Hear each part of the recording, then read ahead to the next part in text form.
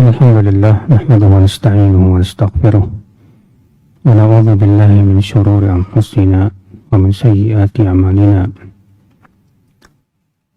Man yahdihillahu fala mudilla lahu wa man yudlil fala hadiya lahu. Asyhadu an la ilaha illallah wahdahu la syarika lahu wa asyhadu anna Muhammadan 'abduhu wa rasuluh. Qala Allah Ta'ala fi kitabihil karim, Ya ayyuhalladzina amanu ittaqullaha haqqa tuqatih wa la tamutunna illa wa antum muslimun, amma ba'd.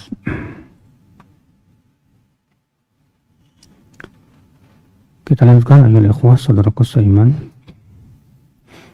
Kita masuk ke at-tarhib min takhatti riqab yaumil jumu'ah. Ancaman dari melangkahi leher atau pundak pada hari Jumat.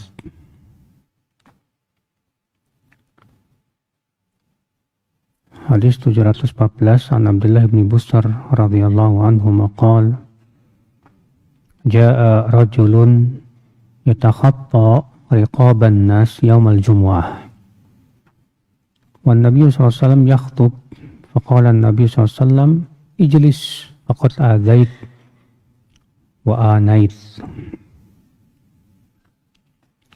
Dari Abdullah bin Busr, semoga Allah meridainya, ia berkata, datang seorang laki-laki lalu ia melangkahi leher-leher orang, maksudnya pundak-pundaknya pada hari Jumat. Dan saat itu Nabi SAW sedang berkhutbah.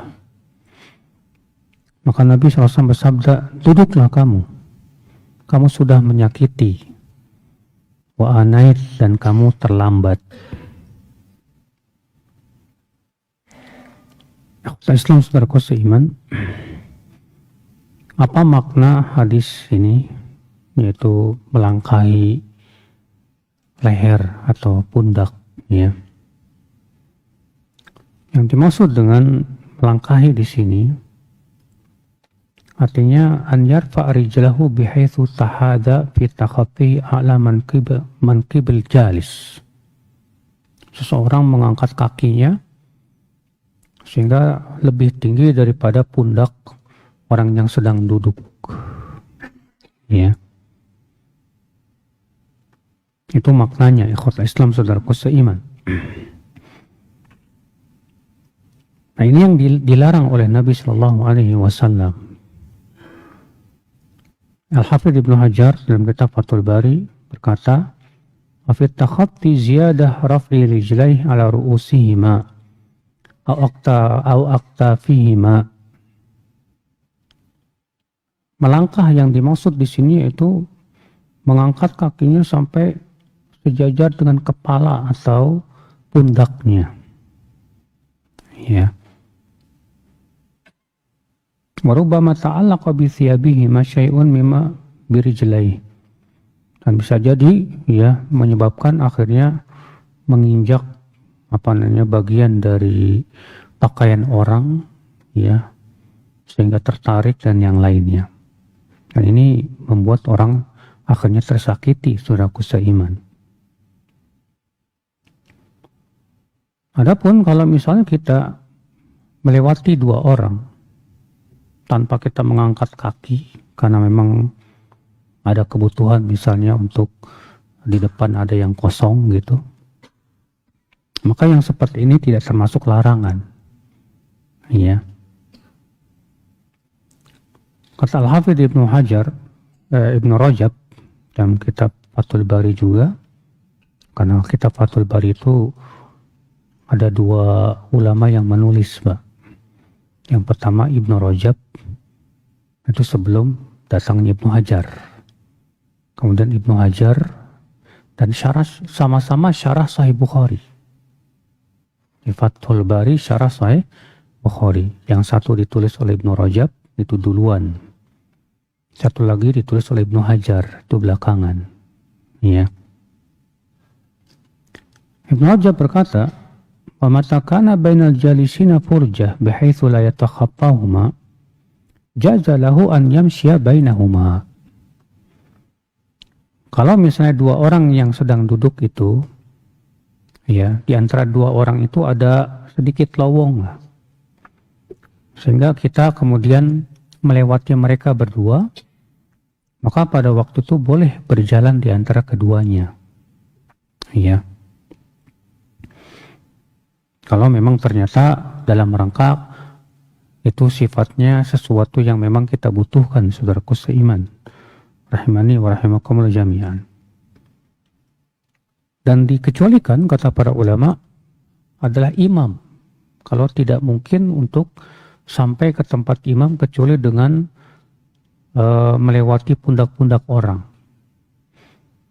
Al-Mardawi dalam kitab Al-Insaf berkata, "Amma idza kana imaman fa innahu yatakhaffa min ghairi karahah."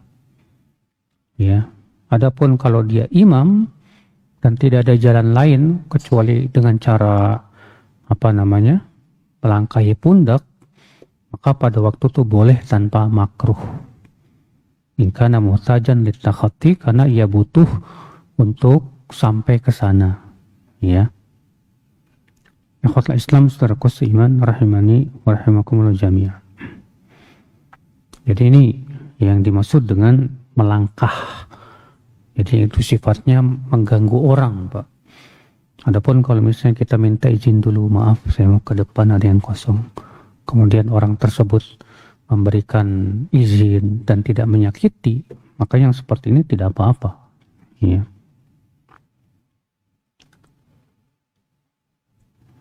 Bab berikutnya at-tarhib minal kalam wal imam yakhtub wa targhib fil insat. Ancaman dari berbicara saat imam sedang berkhutbah dan anjuran untuk diam mendengarkan ceramahnya imam. Hadis 716 wa an Abi Hurairah radhiyallahu anhu anna Nabi sallallahu alaihi wasallam qala, "Idza qulta li sahibika yaumal jumu'ah ansit wal imamu yakhthub faqad laghaut." Apabila kamu berkata kepada temanmu pada hari Jumat, diam, sementara imam sedang berkhutbah, maka sungguh kamu sudah berbuat sia-sia. Dikeluarkan Bukhari dan Muslim, Abu Daud, Tirmidzi, Nasa'i, Ibnu Majah, dan Ibnu Huzaimah. Apa maknanya kamu sudah melakukan sia-sia?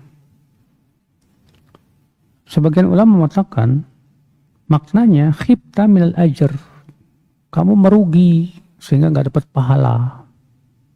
Ya. Sebagian mengatakan artinya akhta'ta, kamu sudah melakukan kesalahan. Sebagian lagi mengatakan batalat jumu'atuka, batal Jumatmu. Sebagian lagi mengatakan sholat Jum'atuka dhuhra, Jumatmu berubah jadi zuhur. Ya. Ikhwatul Islam, saudaraku seiman, rahimani wa rahimakumullah jami'an. Syekh Albani rahimahullah merojikan pendapat yang hampir terakhir tadi, ya, bahwa maknanya adalah batal Jumatmu. Kata Syekh Albani, wa hadzal qaulul akhir, dan pendapat yang terakhir ini, yaitu yang mengatakan bahwa Jumatmu berubah menjadi zuhur, dekat dengan pendapat sebelumnya, yaitu batal Jumatmu. Walladzi na'tamiduhu, inilah pendapat yang kami pilih, kami jadikan sandaran. Lianna khairu ma fassara bihi hadithahu sallallahu alaihi wasallam innama huwa kalamuhu. Ya. Karena sebaik-baik yang menafsirkan hadis Rasulullah SAW adalah sabdanya beliau sendiri. Waqad thabata anhu annahu qala fi hadithin ya'ti qariban wa man lagha wa takhatta riqaban nas kanat lahu dhuhra. Dan telah sahih dalam hadis, nanti akan disebutkan, wa Nabi bersabda, siapa yang melakukan perbuatan sia-sia dan melangkahi pundak orang, ya, maka pahala Jumatnya berubah menjadi zuhur. Artinya nggak dapat pahala Jumat. Ya. Wa huwa alladhi jazima bil Imam Ibnu Khuzaimah. Dan inilah yang dipastikan oleh Ibnu Khuzaimah. Ikhwatul Islam, saudaraku seiman. Wala yunafihi qawlu Abi Ubay al-ati ba'dah. Dan ini tidak bertabrakan dengan perkataan Ubay yang akan disebutkan setelah ini. Di mana Ubay mengatakan, malaka min solatika ila ma lagaut. Kamu tidak mendapatkan solatmu kecuali yang kamu telah lakukan sia-sia tersebut. Ya. Fa innal makna nafyu fadilati sholati Jumu'ah. Karena maknanya adalah meniadakan keutamaan solat Jumat. Walaysa nafyul Jum'ah min asliha, bukan meniadakan Jumat sama sekali. Ya. Hadis menunjukkan wajibnya mendengarkan khutbah Jumat. Ya, karena Nabi SAW mengatakan kalau ada orang berkata kepada temannya, diam. Apa kata Nabi? Kamu sudah melakukan sia-sia. Maksudnya apa? Sudah kita sebutkan tadi, artinya kamu kehilangan pahala Jumat. Batal Jumatmu, berubah jadi zuhur. Subhanallah. Hanya karena ucapan diam kau. Ya. Ikhwatul Islam, saudaraku seiman. Dan hadis ini dijadikan dalil, Pak, bahwa sholat tahiyat masjid itu wajib. Kenapa? Karena Nabi SAW ketika sedang berkhutbah Jumat, ada seorang sahabat masuk lalu langsung duduk. Lalu kemudian Nabi bersabda, kamu sudah sholat belum? Belum, hai Rasulullah. Kata Rasulullah, kau bangun dan sholatlah 2 rakaat. Kata Syekh Masyhur, tidak mungkin sesuatu yang wajib gugur oleh yang sunnah. Sesuatu yang wajib itu gugur oleh yang wajib lagi. Nah, ini pendapat yang dibela oleh Syekh Albani rahimahullah. Pendapat beliau bahwa sholat tahiyat masjid itu hukumnya wajib, bukan sunnah. Sedangkan jumhur, ya, pendapatnya bahwa sholat tahiyat masjid itu hukumnya sunnah. Berdasarkan hadis bahwa ada seorang Arab Badui berkata, ya Rasulullah, apa sholat yang Allah wajibkan kepadaku? Kata Rasulullah, sholat 5 waktu. Hal alayya ghairuha? Apa ada selain itu? Kata Rasulullah, la, nggak ada. Illa an tatawwa, kecuali kalau kamu mau sholat sunnah. Iya. Nah, ini yang khal Islam. Jadi perselisihan para ulama tentang hukum sholat tahiyat masjid. Ya, jumhur mengatakan itu sunnah muakkadah. Sedangkan Zahiri mengatakan wajib hukumnya. Dan itu yang dibela oleh Syekh Albani rahimahullah. Ya. Hadis berikutnya.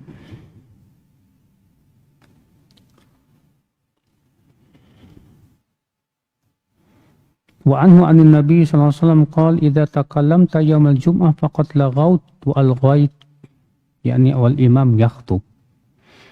Rawahu Ibnu Khuzaimah fi sahihihi.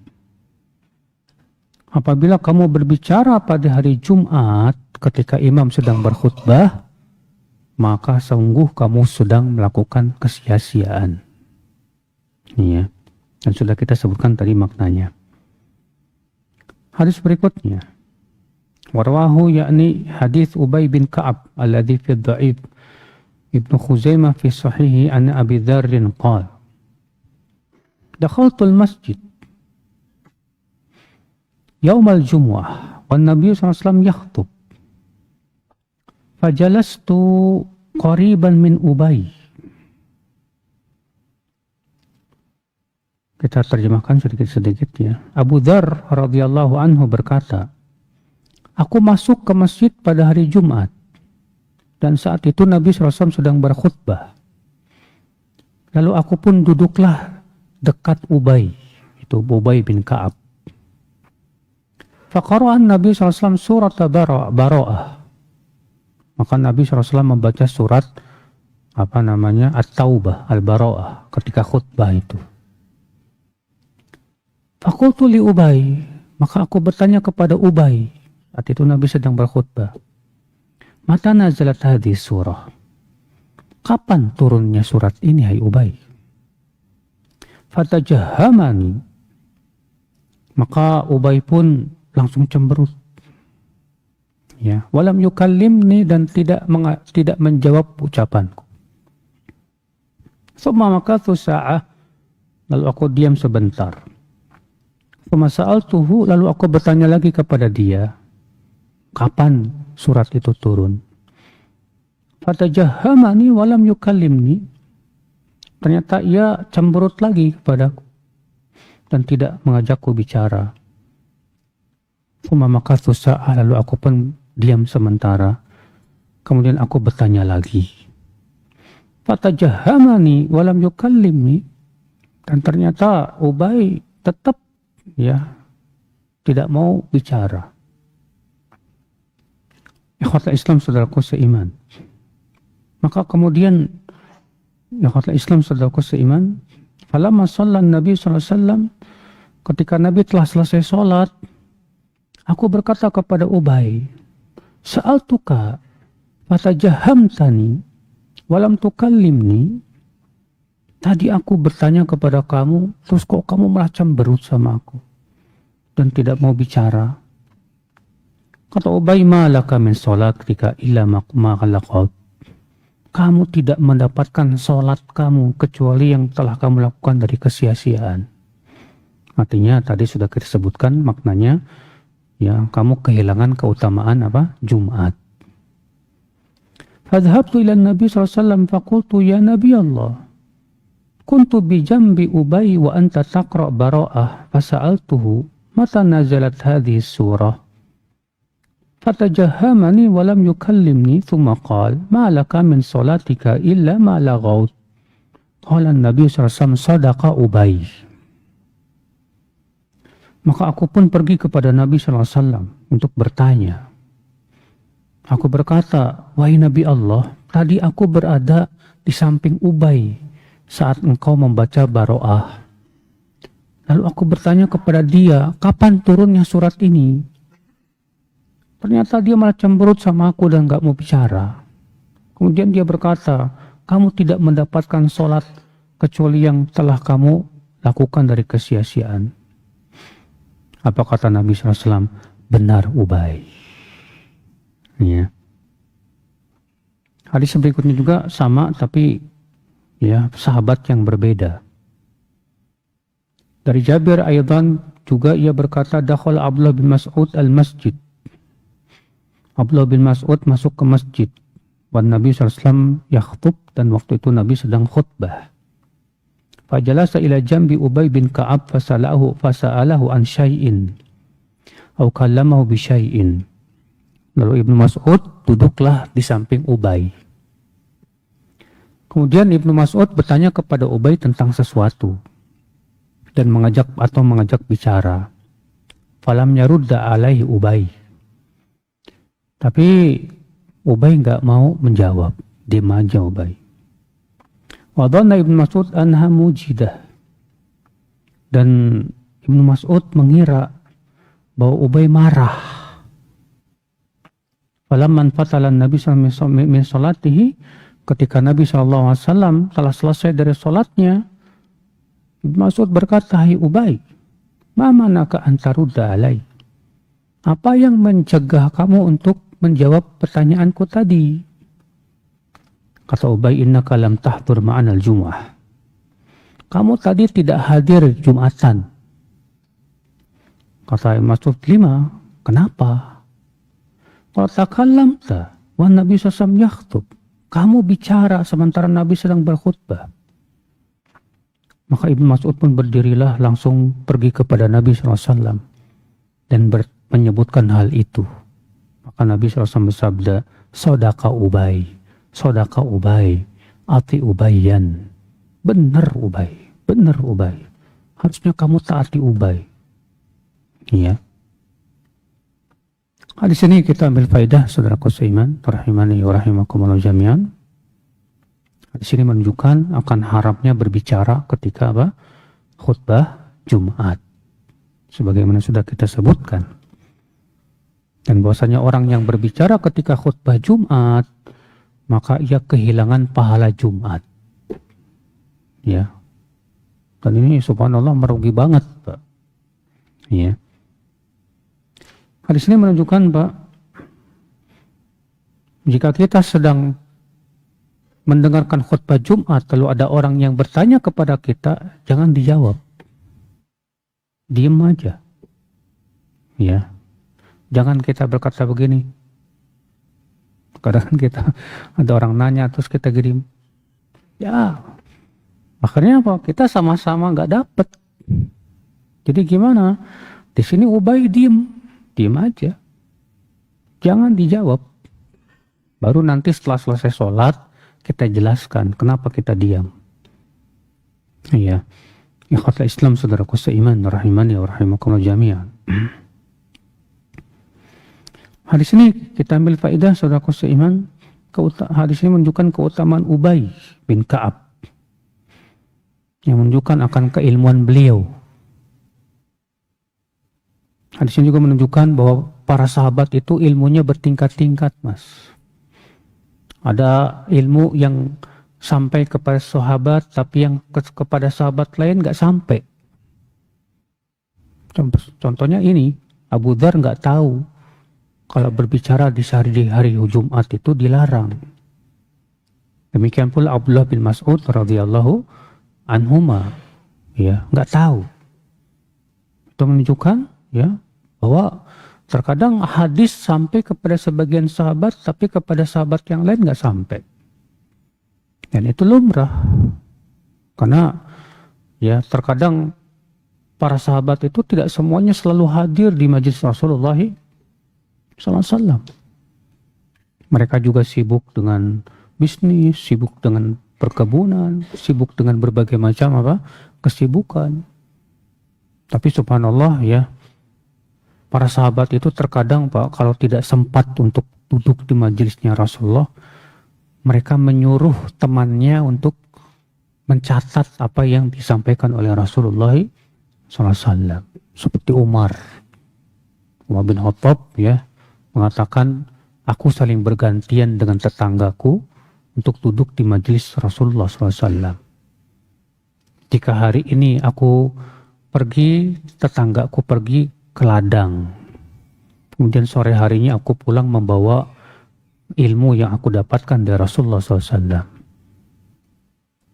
Keesokan harinya dia yang pergi, aku pergi ke ladang. Sore harinya dia pulang untuk memberikan kepadaku berita ilmu yang ia dapatkan dari Rasulullah SAW. Begitu, Pak. Ya. Jadi kalau bisa seperti itu, kalau kita misalnya nggak sempat untuk datang hadir, untuk hubungi teman, tolong ya, tolong catatkan atau gimana gitu, biar saya bisa dapat faidahnya, ya. Ikhwatul Islam, saudaraku seiman.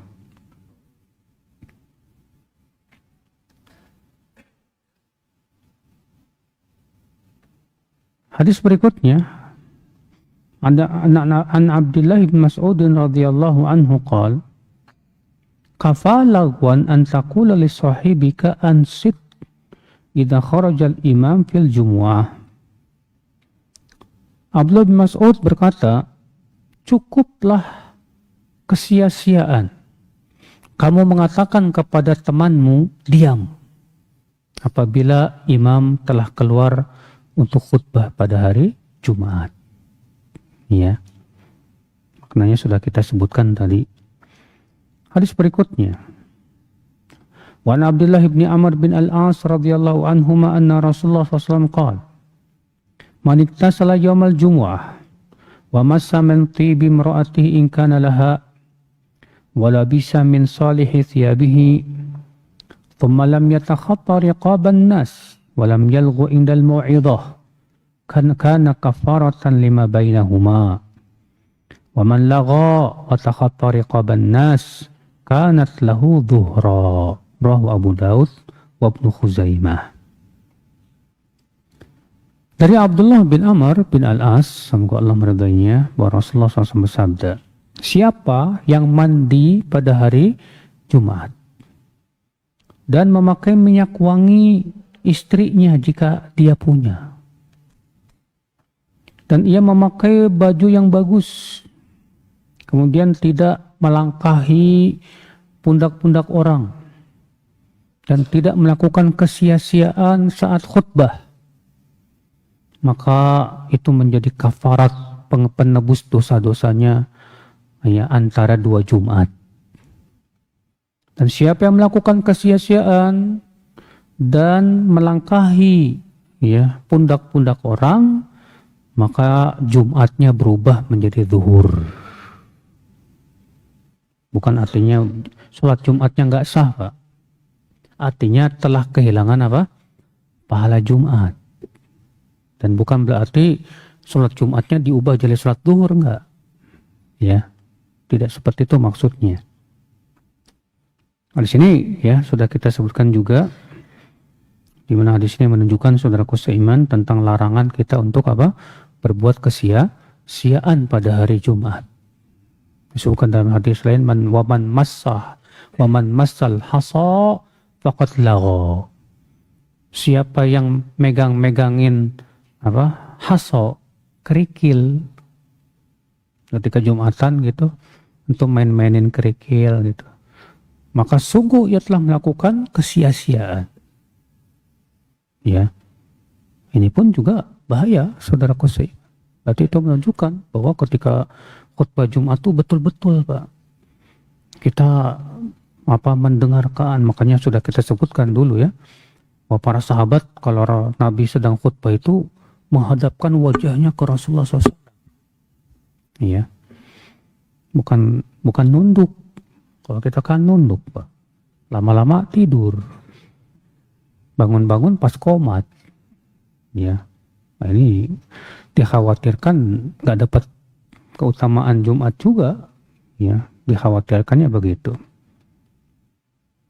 Hadis berikutnya, wa anhu, dan darinya juga yaitu Abdullah bin Amr bin Al-As, ia berkata Rasulullah SAW bersabda, yahdurul jumu'ata thalathatu nafar, farajulun hadaraha layalghu, fadhalika hadhuhu minha, warajulun hadaraha bidu'a, fahuwa rajulun da'allah insya'a atah wa insya'a mana'ah, warajulun hadaraha biinsatin wa sukut, walam yatakhatta raqabata muslim, walam yu'zi ahadan, fahiya kafaratun ilal jumu'ah allati taliha, wa ziyadatu thalathati ayyam, wa dhalika anna Allah yaqul man jaa bil hasanati falahu ashru amthaliha. Rawahu Abu Daud wa Ibnu Khuzaimah. Dari Abdullah bin Amr bin Al-As, bahwa Rasulullah SAW bersabda, yang hadir Jumatan itu 3 orang. Yang pertama, ada orang yang hadir tapi melakukan yang sia-sia. Maka itu yang dia dapatkan. Artinya dia nggak dapat pahala Jumat. Yang kedua, yang hadir tapi malah berdoa. Ya, imam sedang khutbah, dia malah berdoa. Maka itu orang sedang berdoa kepada Allah. Jika Allah kehendaki untuk memberinya, Allah beri. Kalau jika Allah tidak memberinya, tidak akan diberi. Terserah Allah Subhanahu wa ta'ala. Yang ketiga, orang yang diam dan mendengarkan khutbah imam dan tidak melangkahi pundak orang dan tidak menyakiti siapapun, maka itulah yang akan menjadi penggugur dosa-dosanya sampai Jumat berikutnya ditambah 3 hari. Yang demikian itu karena Allah berfirman, man jaa bil hasanati falahu asyru amsalihha. Siapa yang datang membawa kebaikan, maka ditulis untuk dia 10 kali lipat. Ini hadis menunjukkan, saudaraku seiman, ya, kepada yang sudah kita jelaskan tadi, Pak, Itu wajibnya kita untuk mendengarkan khutbah Jumat, saudaraku seiman. Kita masuk ke bab at-tarhib min tarkil jumu'ah li ghairi udhur. Ancaman meninggalkan sholat Jumat tanpa udhur.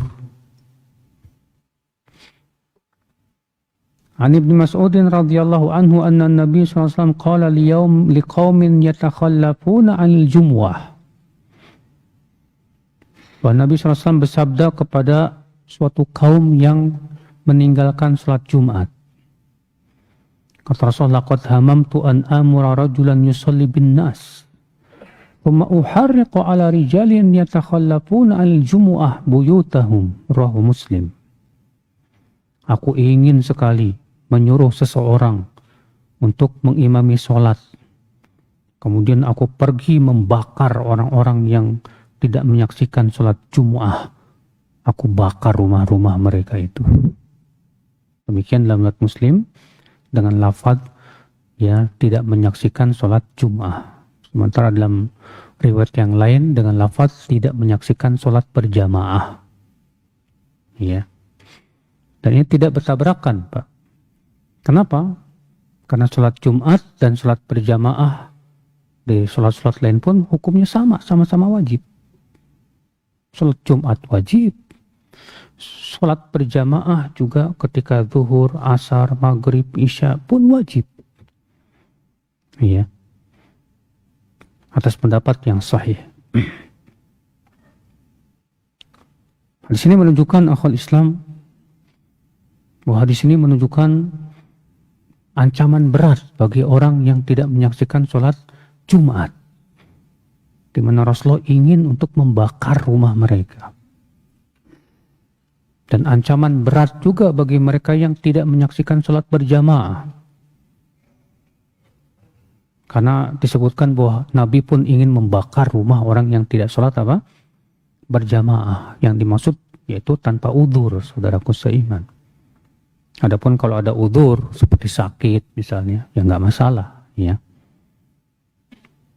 Hadis berikutnya wa an Abi Hurairah wa Ibnu Umar annahuma sami'a Rasulullah SAW yaqulu ala awadi minbarihi la yantahiyanna aqwamun an wad'ihimul jumu'at aw la yakhtimanna Allahu ala qulubihim thumma la yakunanna minal ghafilin. Rawahu Muslim wa Ibnu Majah wa ghairuhuma. Nabi SAW bersabda di atas mimbarnya, kata Abu Hurairah dan Ibnu Umar, hendaklah kaum-kaum itu berhenti dari meninggalkan sholat Jumu'ah, atau Allah akan kunci mati hati mereka itu. Kemudian mereka benar-benar menjadi orang-orang yang lalai. Ini ancaman berat sekali, Pak. Orang yang suka meninggalkan apa? Sholat Jumat, yaitu hatinya akan distempel mati oleh Allah Subhanahu wa Ta'ala. Adakah ya akhwal Islam sanksi yang paling berat dari ini? Ketika hatinya distempel oleh Allah sehingga tidak lagi bisa menerima kebenaran. Ya. Nasallallahu salamata wa alafiyah. Karena itu juga sifat yang Allah sebutkan untuk orang kafir. Khatamallahu ala qulubihim wa ala sam'ihim wa ala absarihim gishawah. Dalam surat apa itu? Al-Baqarah. Allah menstempel hatinya dan telinga pendengarannya. Ya. Ternyata orang yang suka meninggalkan Jumatan itu distempel juga hatinya.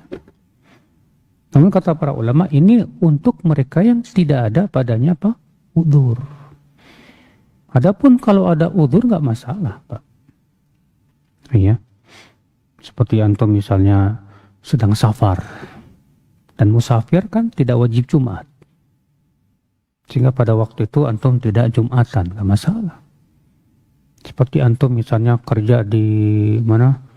Kerja di kapal pelayaran. Kata para ulama tidak ada Jumatan di kapal. Ya. Maka dia pun sholat zuhur. Kewajiban dia untuk menggantinya sholat apa? Zuhur. Nah ini yang orang-orang seperti ini yang ada udzur padanya nggak masalah. Adapun kalau tidak ada udzur, ini yang berbahaya, saudaraku seiman, rahimani wa rahimakumullah jami'an. Ikhwata Islam, saudaraku seiman. Hadis berikutnya, wa an Abil Ja'ad ad-Damri wa kanat lahu suhbah. An Nabi sallallahu alaihi wasallam qala: "Man taraka thalatha juma' tahawunan biha, fa ba'allahu ala qalbihi." Siapa yang meninggalkan 3 kali Jumatan, ya, karena meremehkannya, maka Allah akan kunci mati hatinya tuh. Ya. Diriwayatkan Imam Ahmad, Abu Daud, Nasai dan Tirmidzi. Dan dihasankan oleh Tirmidzi, demikian pula Ibnu Majah meriwayatkan, Ibnu Khuzaimah, Ibnu Hibban dalam sahihnya. Dan dalam riwayat Ibnu Khuzaimah dan Ibnu Hibban, man tarakal jumu'ata thalathan min ghairi udhrin fahuwa munafiq. Siapa yang meninggalkan Jumatan 3 kali dengan tanpa ada udzur, maka dia munafik. Nasallallahu salamata wal afiyah. Ini ancaman, Pak, bagi mereka yang meninggalkan Jumat 3 kali. Ya, karena apa? Tahawun. Tahawun itu artinya meremehkan. Ya, melecehkan. Dan orang yang meremehkan sholat itu saja sudah cukup, itu sebagai sebuah dosa besar di sisi Allah Subhanahu wa Ta'ala. Maka dari itulah hati-hati saudaraku seiman. Kewajiban kita bersungguh-sungguh, Pak. Makanya Allah mengatakan hafidhu ala sholawat. Hafidhu. Hafidhu artinya jaga dengan sungguh-sungguh. Semangat kita, Pak. Jangan sampai kita kayak orang munafik. Orang munafik itu disifati oleh Allah, ya, kalau berdiri untuk sholat malas, Pak. Maka orang yang malas-malasan untuk pergi sholat, itu berarti tandanya di hatinya ada penyakit kemunafikan, saudaraku. Dan penyakit kemunafikan itu penyakit yang paling ditakutkan oleh para sahabat.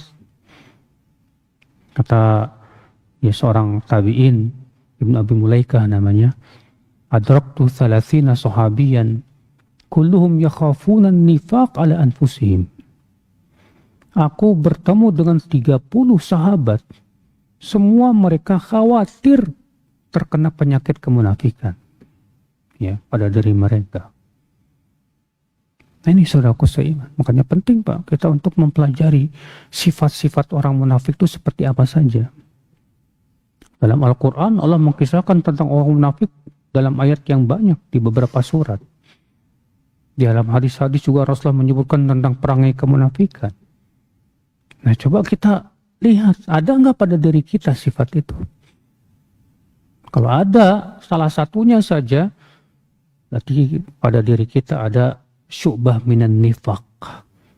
Ya, ada salah satu sifat kemunafikan dalam hati kita. Na'udzubillah min dzalik. Ya. Saudaraku seiman rahimani wa rahimakumullah jami'an.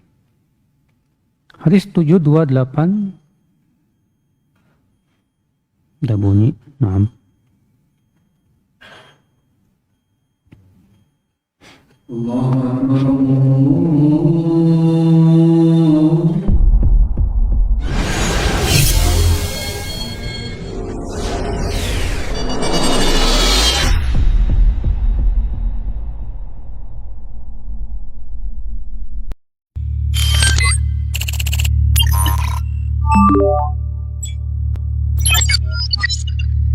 Akidah yang melenceng atau bid'ah, apa tetap harus mendengarkan?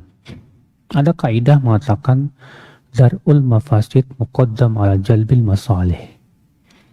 Menghindari mafsadah lebih didahulukan daripada mendatangkan maslahat.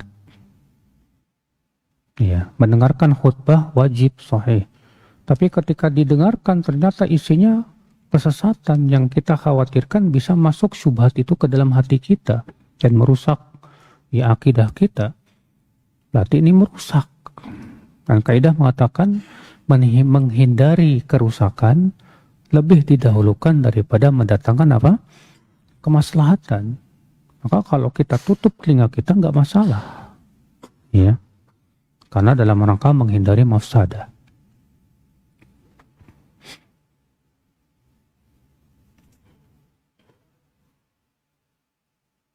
Ini sama semua ini pertanyaannya. Jika ada orang yang menyuruh untuk membunuh seseorang, maka orang yang disuruh itu melakukan pembunuhan. Mana yang lebih besar dosanya? Yang menyuruh atau yang melakukan? Sama dua-duanya. Dua-duanya sama, Pak. Ya. Karena kata para ulama, penyebab itu dihukumi sebagai pelaku. Si A nyuruh si B untuk membunuh. Si B bunuh gara-gara disuruh sama si A, maka si A pun dianggap pelaku. Ya, tidak ada bedanya.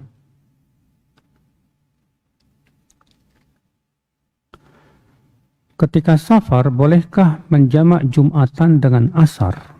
Nah, ini khilaf di kalangan para ulama, Pak.